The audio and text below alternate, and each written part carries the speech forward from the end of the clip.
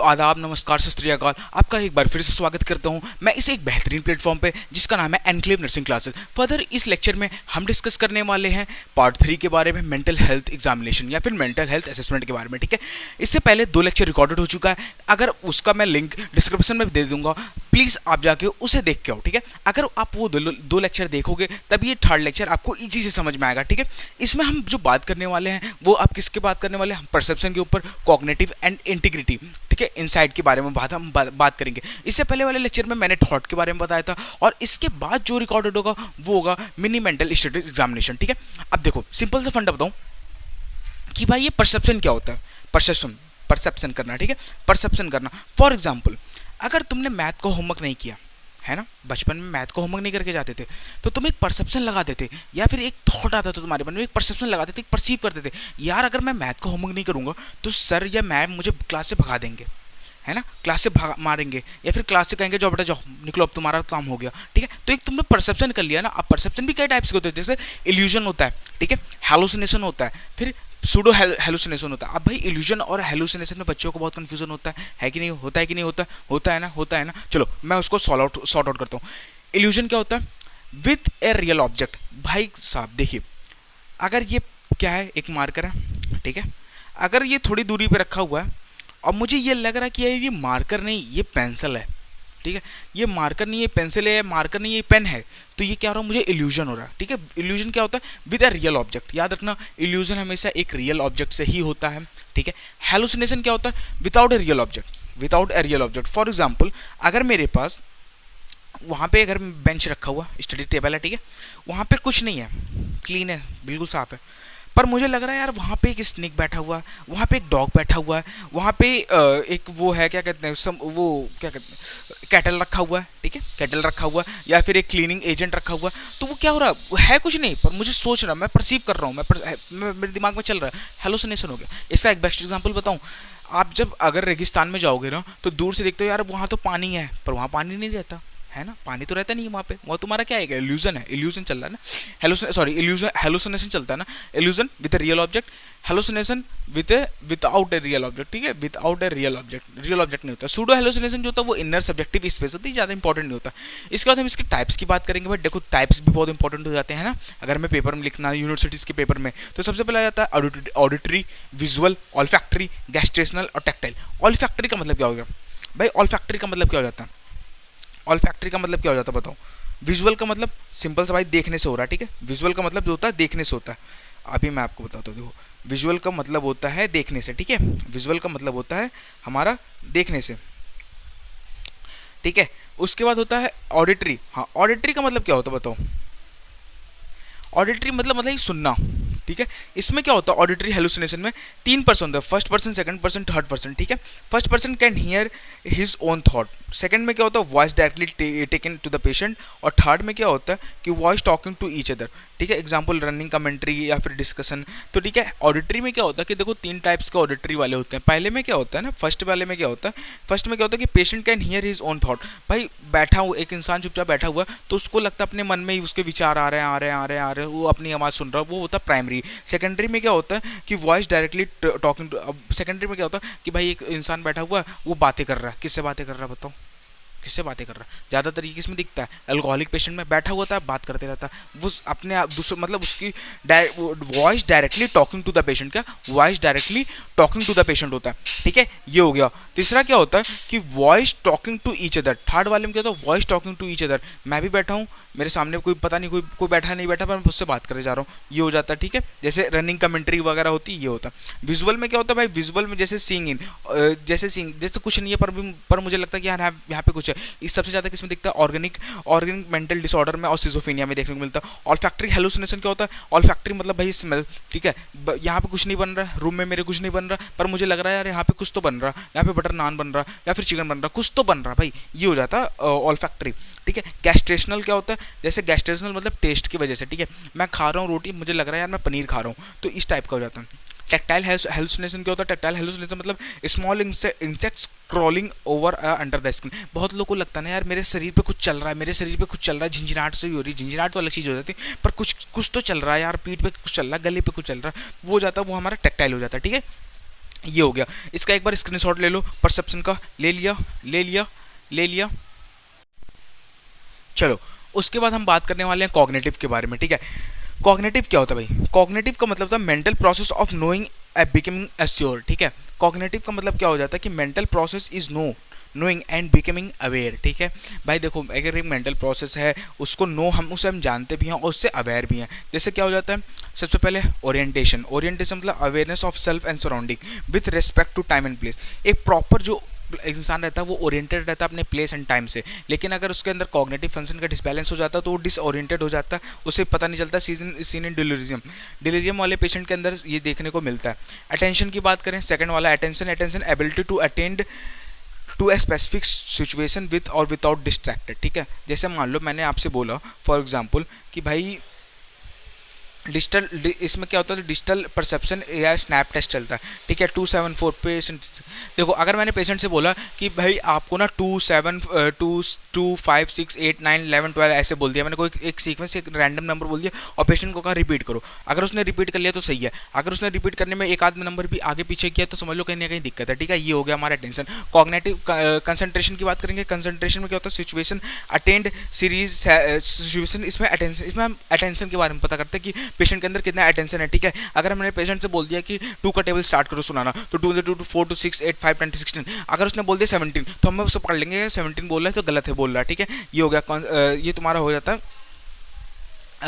Concentration. फिर उसके बाद मेमोरी की बात करते हैं, memory process that allow individual to store information for later recall, ठीक है, रिकॉल करने के लिए। जैसे मैंने बात किया कि 2 दिन पहले बात किया, अगर मैं पेशेंट्स को बुलाया मैंने, ठीक है, मैंने आज मंडे है मैंने ये बता दिया, फिर सैटरडे को बुलाऊंगा, फिर सैटरडे को पूछूंगा भाई मंडे वाली बात बताओ मुझे, इससे हो जाता है मेमोरी रिकॉल, ठीक है। ये हो गया। फिर उसके बाद fund of knowledge, fund of knowledge, fund of knowledge क्या होता है, ask question on the basis of social cultural background, ठीक है। फॉर एग्जाम्पल जैसे हो गया फंड ऑफ नॉलेज का मतलब हो गया कि मैंने पेशेंट से पूछा कि अगर पढ़ा लिखा है तो मैं उससे पूछूंगा भाई लंग्स का क्या काम होता है, ठीक है, स्टमक का क्या काम होता है, नोज का क्या काम होता है। अगर वो पढ़ा लिखा नहीं है तो क्या पूछूंगा, भाई तुम्हारे गांव में कितने लोग रहते हैं, तुम्हारा घर कहाँ है, इस टाइप का मैं पूछूंगा फंड ऑफ नॉलेज। कंपैशन का बोलूँगा, अगर कंपैशन होता है, कंपैशन का मतलब क्या होता है, 3 कमांड टेस्ट का मतलब क्या, take a paper into a right hand, fold it on half, 3 मतलब हम पेशेंट को 3 कमांड देते हैं कि उस 3 कमांड को फॉलो करो, ठीक है। कैलकुलेशन का मतलब हम उससे कैलकुलेट करवाते हैं पेशेंट से। एब्स्ट्रैक्ट थिंकिंग का मतलब क्या होता है कि loss of abstract thinking, ability to understand the hidden meaning और एबिलिटी टू फॉर्म कॉन्सेप्ट, ठीक है। हिडन मेमोरी जो होता है उसके बारे में हम बात करते हैं इसमें। और जजमेंट का मतलब होता है कि पेशेंट के अंदर हम एसेस करते हैं कि उसके अंदर कितनी जजमेंट की कैपेबिलिटी है। इसके अंदर 3 टेस्ट होता है, टेस्ट जजमेंट होता है, सोशल जजमेंट होता है, पर्सनल जजमेंट होता है, ठीक है। ये हो गया। फिर इसके बाद इंसाइट की बात करते हैं। इंसाइट में क्या होता है, awareness of illness grade 1 to 5। Insight में भाई देखो, इंसाइट में ग्रेड 1 to 5 चलता है और इसमें अवेयरनेस ऑफ इलनेस, तुम्हारे अंदर कितने इलनेस की अवेयरनेस है उसके बारे में बात करते हैं, ग्रेड 1 to ग्रेड 5, ठीक है। ये हो गया हमारा मेंटल स्टेटस एग्जामिनेशन खत्म, ठीक है। मेंटल स्टेटस एग्जामिनेशन के फर्दर अगर कोई भी डाउट हो, ठीक है, इसके फर्दर अगर आपको एक बार स्क्रीनशॉट ले लो, ले लिया ना, चलो ठीक है। अगर इसके रिगार्डिंग अगर आपको कोई भी डाउट हो, ठीक है, तो आप मुझे कमेंट में बता दो, ठीक है, कमेंट में बताओ, उसका सोल्यूशन हैंड टू हैंड दिया जाएगा आपको, ठीक है। ये हो गया। अब इसको देखो, रिवीजन करना बहुत ज़्यादा ज़रूरी हो जाता है। अगर पढ़ रहे हो तो रिवीजन करना भी बहुत ज़्यादा ज़रूरी हो जाता है, ठीक है। इस बार के नॉर्थ के पेपर में हमारा आया था कि क्या कहते हैं, परसेप्शन, हाँ परसेप्शन से क्वेश्चन आया हुआ था मेंटल स्टेटस एग्जामिनेशन से, ठीक है। तो बहुत ज़्यादा इंपॉर्टेंट हो जाता है कहीं ना कहीं, ठीक है, बहुत ज़्यादा इंपॉर्टेंट हो जाता है आपको कहीं ना कहीं इस बात को पता करना, ठीक है। अब हम जो पढ़ने वाले हैं वो है mental status mini mental status examination. क्या पढ़ने वाले हम, न्यूरोलॉजिकल असेसमेंट क्या पढ़ने वाले हैं हम, तो न्यूरोलॉजिकल असेसमेंट, ठीक है। Neurological assessment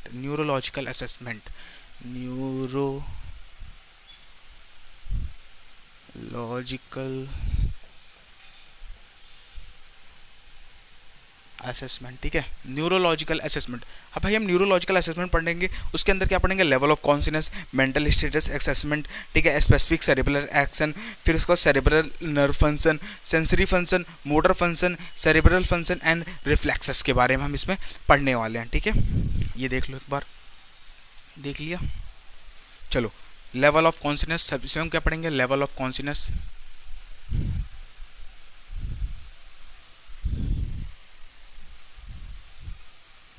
level of consciousness पढ़ेंगे, मेंटल स्टेटस असेसमेंट पढ़ेंगे, फिर उसके बाद स्पेशल सेरिब्रल एक्शन पढ़ेंगे,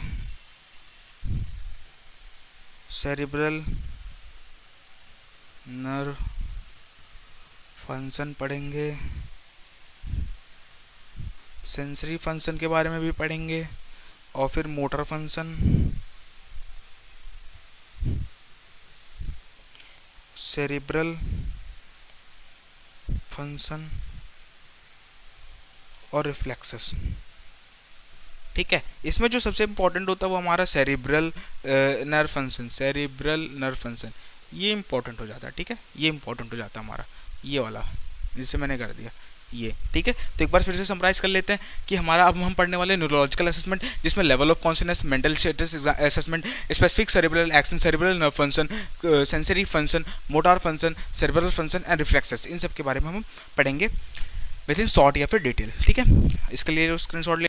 तो वेल गाइस, अब हम स्टार्ट करने वाले हैं क्या, level of consciousness as well as mini mental status examination, ठीक है। इससे पहले मैंने आपको न्यूरोलॉजिकल असेसमेंट में बताया था कि हम क्या करेंगे, हम करेंगे भाई level of consciousness, mini mental status examination, ठीक है। फिर उसके बाद 2-3 टेस्ट और थे, फिर फिजियोलॉजिकल टेस्ट वगैरह, ठीक है। फिर उसके बाद विटामिन वगैरह के बारे में भी हम लास्ट में पढ़ेंगे, ठीक है। तो देखो सबसे पहले हम क्या पढ़ेंगे, लेवल ऑफ कॉन्शियसनेस में अल्टरनेस पढ़ेंगे, अल्टरनेस हो गया, लेथार्जिक हो गया, स्टूपर्स हो गया, सेमी कॉस्मेटिक्स हो गया, ठीक है, कॉस्मेटस हो गया और जीसीएस हो गया। जीसी मतलब जीसीएस तो पता ही होगा, है ना, आइज वर्बल मोटर का जो हम चेक करते हैं वो हो गया, ग्लास्कोमा स्केल जिसे कहते हैं, ठीक है, ये हो गया। उसके बाद हम पढ़ने वाले हैं भाई मिनी मेंटल स्टेटस एग्जामिनेशन। यहाँ से इंपॉर्टेंट चीज़ स्टार्ट होता है मिनी मेंटल स्टेटस एग्जामिनेशन। अब बहुत बच्चों को यार डाउट होता है कि देखो हमने मेंटल स्टेटस एग्जामिनेशन पढ़ा था और ये मिनी मेंटल स्टेटस एग्जामिनेशन क्या चीज़ है, ठीक है। मिनी मेंटल स्टेटस एग्जामिनेशन क्या है, तो भाई देखो मिनी मेंटल स्टेटस एग्जामिनेशन जो होता है ना, ओनली फॉर स्क्रीनिंग पर्पस, ये सिर्फ स्क्रीनिंग पर्पस के लिए ही हम इसको यूज़ करते हैं। कैसे कि tool to assess cognitive function and screen for cognitive impairment including dementia. It consists of a series of questions that assess various cognitive abilities including orientation, memory, attention, calculation, language, visual and perceptual skills, ठीक है। फिर से बताऊंगा क्या कि सबसे पहले क्या, orientation, memory, attention, calculation, language और फिर स्किल्स के बारे में हम इसमें असेस करते हैं, ठीक है। इसमें सबसे पहले अगर हम देखते हैं तो ओरिएंटेशन टू टाइम, अगर हम पेशेंट से पूछते हैं कि सबसे पहला क्वेश्चन क्या रहेगा कि ओरिएंटेड टू टाइम, अगर पेशेंट ओरिएंटेड है टाइम से या नहीं, ठीक है। Ask about the current date and time of the week, सबसे पहले हम पेशेंट से पूछेंगे कि भाई आज का दिन क्या है, ठीक है, आज कौन सा डे है, आज आज आज कौन सा डे है, ठीक है, आज कौन सा डेट है, ठीक है। फिर उसके बाद हम पूछेंगे कौन सा ईयर चल रहा है, कौन सा मंथ चल रहा है, ठीक है, इस टाइप का। अगर वो बता लेता तो 5 पॉइंट्स। ओरिएंटेशन टू प्लेस, अगर हम फिर पूछेंगे पेशेंट से कि आप कौन सी स्टेट में रह रहे हो, कौन सी कंट्री में रह रहे हो, कौन से जिले में रह रहे हो, कौन से सब स्टेट में रह रहे हो, ठीक है, ये हो गया second point. Orientation to place, registration का मतलब क्या होगा, रजिस्ट्रेशन का मतलब से 3 वर्ड, जैसे अगर मैंने पेशेंट से बोला कि एप्पल, बनाना और क्या कहते कीवी, ठीक है, मैंने तीन फ्रूट्स के नाम लिए। अब मैं पेशेंट से बोलूँगा कि अब ये 3 बोलो, अगर वो 3 बोल देता तो भाई 3 पॉइंट उसको देना है, ठीक है। Attention and calculation, attention and calculation मतलब मुझसे पेशेंट से कैलकुलेशन करवाएंगे, जैसे बोलेंगे 2 का टेबल बताओ या फिर 4 का टेबल बताओ, 5 का टेबल बताओ, कुछ मल्टीप्लिकेशन वगैरह देंगे। रिकॉल का मतलब ask the patient to recall 3 words from the registration. अब फिर उसके बाद ये रिकॉल का मतलब क्या होगा कि जो हम रजिस्ट्रेशन में जैसे मैंने बताया था एप्पल, बनाना, कीवी, अगर इस रिकॉल में हम बोलेंगे कि उस वर्ड्स को रिकॉल करो, अगर बता लेता तो रिकॉल में 3 पॉइंट देंगे। लैंग्वेज की बात करते हैं भाई, लैंग्वेज में क्या होता है, name two object, pen and pencil, repeat a sentence, example no, if और बट, ठीक है। जैसे मैंने बोल दिया कि भाई ये पेन है और ये मार्कर है, तो पेशेंट अगर पेशेंट से बोलूँगा कि भाई इसे रिपीट करो, अगर वो रिपीट कर ले रहा है तब भाई सही है, ठीक है। ये हो गया लैंग्वेज में। विजुअल स्पेक्चुअल देखते हैं तो copy of A same design, कोई एक डिज़ाइन दे देंगे, उसको कहेंगे इसे कॉपी कर लो, तो वो अगर कॉपी कर लेता तो सही है, ठीक है। ये हो गया हमारा मिनी मेंटल स्टेटस एग्जामिनेशन। अब मिनी मेंटल स्टेटस एग्जामिनेशन में इंपॉर्टेंट चीज़ क्या याद रखना, स्कोरिंग का, ठीक है। स्कोरिंग का याद रखना है हमें। अगर 25 से 30 के बीच में आता तो भाई नॉर्मल है, ठीक है। 20 से 24 के बीच में आता तो माइल्ड होगा, ठीक है, जिसे या फिर अर्ली डिमेंशिया जिसे कहते हैं, ठीक है।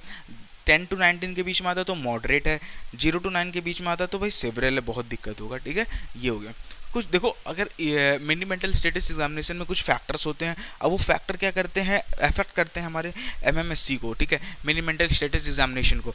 कैसे, कौन कौन से फैक्टर होते हैं? Factor such as age, education, educational level, cultural background, ठीक है। The MMSC is a screening tool. और फिर देखो जैसे मैंने यहाँ लिखा ना कि एज हो गया, एजुकेशन हो गया, कल्चर हो गया, ये तीनों चीज़ें एफर्ट करती हैं हमारे कहीं ना कहीं क्या कहते हैं मिनी मेंटल स्टेटस एग्जामिनेशन को। बोलो कैसे?